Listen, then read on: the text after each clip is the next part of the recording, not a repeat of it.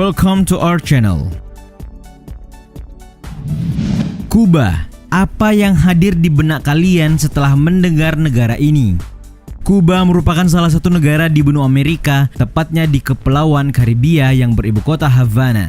Kalian tahu kan lagu Havana dari Camila Cabello yang populer itu? Nah, biar tidak kalah keren, kali ini kita akan ulik salah satu negara menarik ini. Tonton dan simak sampai habis ya. Tapi sebelum lanjut, kami ingatkan kembali untuk subscribe channel ini dan aktifkan lonceng notifikasi kamu untuk mendapatkan video edukatif dari Data Fakta.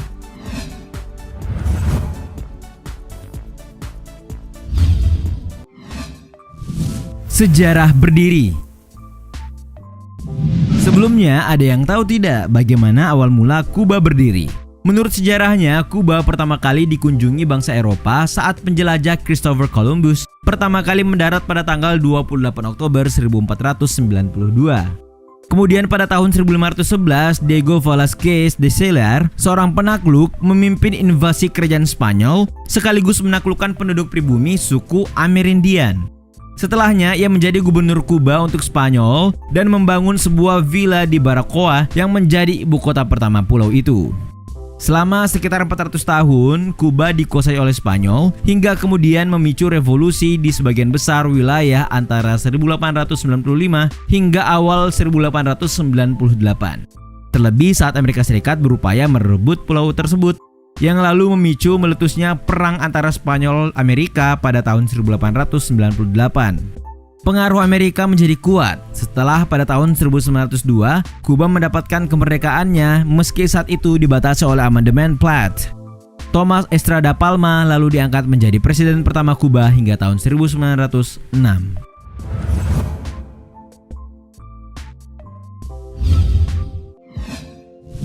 Bahasa dan kebudayaan. Carlos Rangel, seorang jurnalis dan sejarawan asal Venezuela, menulis dalam bukunya Their Love-Hate Relationship with the United States tahun 1977 menyebutkan, secara budaya Kuba dianggap sebagai Amerika Latin meski secara geografis berada di Amerika Utara.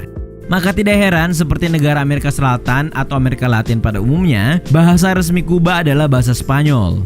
Menurut data dari CIS World Factbook, dari total populasi yang mencapai 11,48 juta pada tahun 2017, sekitar 51% penduduknya ialah mulatto, campuran kulit putih dan hitam.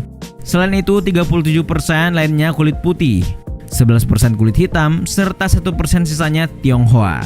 Nah, tahukah kalian di Kuba terdapat kebiasaan menempelkan pipi kiri dan kanan apabila bertemu dengan orang lain yang sudah dikenal ataupun yang baru dikenalnya.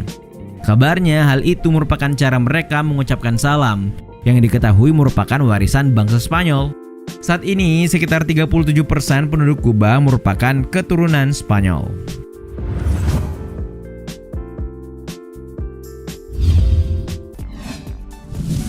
Negara sosialis yang makmur.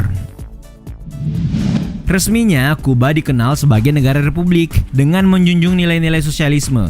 Kalian mungkin sudah sangat tahu, Kuba merupakan negara dengan sistem presidensial monopartai atau satu partai dengan Partai Komunis Kuba yang lalu diabadikan dalam konstitusi. Meski begitu, satu-satunya negara komunis di Amerika ini dikenal cukup makmur loh. Ya, seperti dikutip dari Pikiran Rakyat, kendati Kuba adalah negara miskin dan hidup di bawah sanksi ekonomi alias embargo Amerika Serikat, Kuba berhasil berdiri dan bertahan secara mandiri sejak Revolusi Kuba tahun 1959. Di bawah kepemimpinan Fidel Castro bersama Che Guevara, mereka berhasil menciptakan sistem kesehatan dan pendidikan secara gratis untuk semua kalangan tanpa terkecuali hingga di masa adiknya Raul Castro saat ini. Media kenamaan Timur Tengah Al Jazeera menyebut, selama Castro berkuasa, tidak ada satupun penduduk Kuba yang tinggal di jalanan, mengemis dan mengais makanan di tempat sampah. Seperti diketahui, hampir seluruh kebutuhan utama masyarakat Kuba seperti rumah, pendidikan, hingga kesehatan disediakan oleh negara secara gratis. Saat ini, Kuba dipimpin oleh Miguel Diaz-Canel sebagai presiden, serta adik kandung sang revolusioner Fidel Castro yakni Raul Castro selaku Perdana Menteri.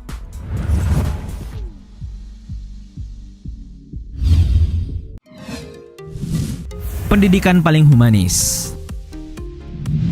Tidak banyak yang tahu, dari segi ekonomi Kuba hanyalah negara kecil. Akan tetapi dalam urusan pembangunan manusia, Kuba berada di garis depan. Kalian mungkin belum tahu ya, ada begitu banyak pujian yang Kuba dapati terkait kemajuan di sektor pendidikan.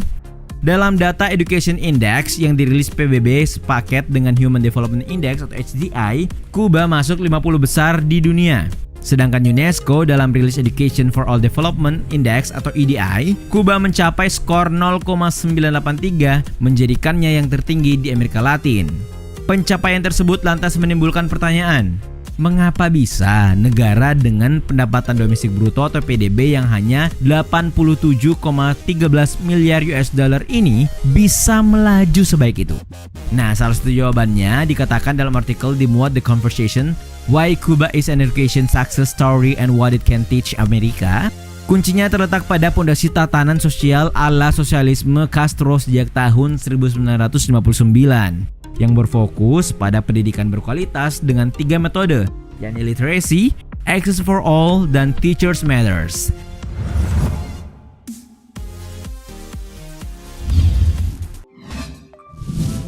Sistem kesehatan dan kedokteran terbaik. Kuba disebut-sebut oleh berbagai lembaga internasional sebagai negara dengan sistem kesehatan terbaik di dunia. Dengan kualitas tenaga medis dan pelayanan kesehatan yang merata, dikabarkan Kuba bahkan mengalahkan beberapa negara maju yang PDB-nya menembus triliunan dolar. Sampai-sampai mantan sekretaris jenderal PBB Ban Ki-moon saat bertandang ke Kuba 2014 silam menyebut sistem kesehatan Kuba bisa jadi contoh bagi negara lain di dunia.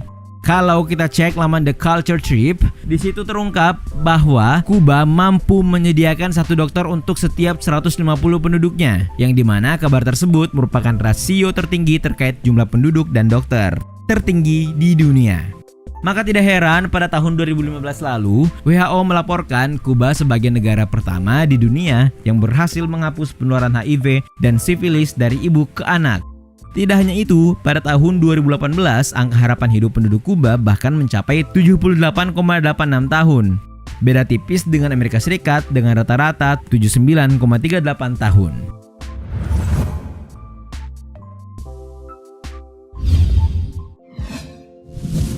Revolusi Kuba.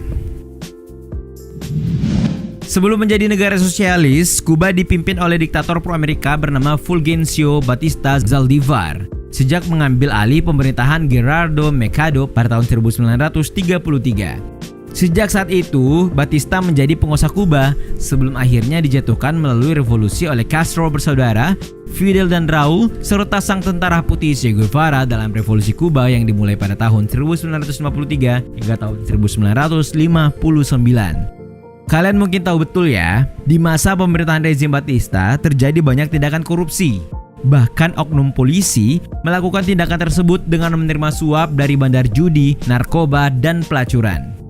Dengan kata lain, kebijakan Batista membuat banyak rakyat Kuba terpuruk dan sengsara.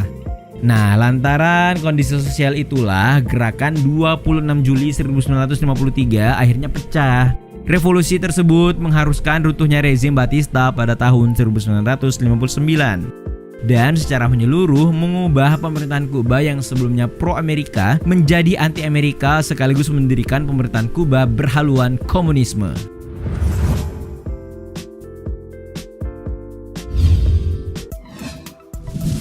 Tidak takut Amerika. Banyak negara yang tidak bisa bertahan saat diembargo oleh negara dengan ekonomi kuat seperti Amerika ataupun Tiongkok. Meski begitu, nyatanya Kuba tetap bertahan alias tidak takut dengan sanksi ekonomi Uncle Sam itu. Ya, buktinya negara yang luasnya hampir sama dengan Pulau Jawa ini masih berdiri meski diembargo oleh Amerika sejak Oktober 1960. Seperti diketahui, embargo tersebut dilakukan lantaran kebijakan Kuba pasca revolusi dengan menasionalisasi seluruh properti penduduk sekaligus perusahaan-perusahaan Amerika di Kuba. Tapi tunggu dulu, kalian tahu tidak apa itu embargo? Jadi embargo merupakan pelarangan perniagaan atau perdagangan dengan sebuah negara.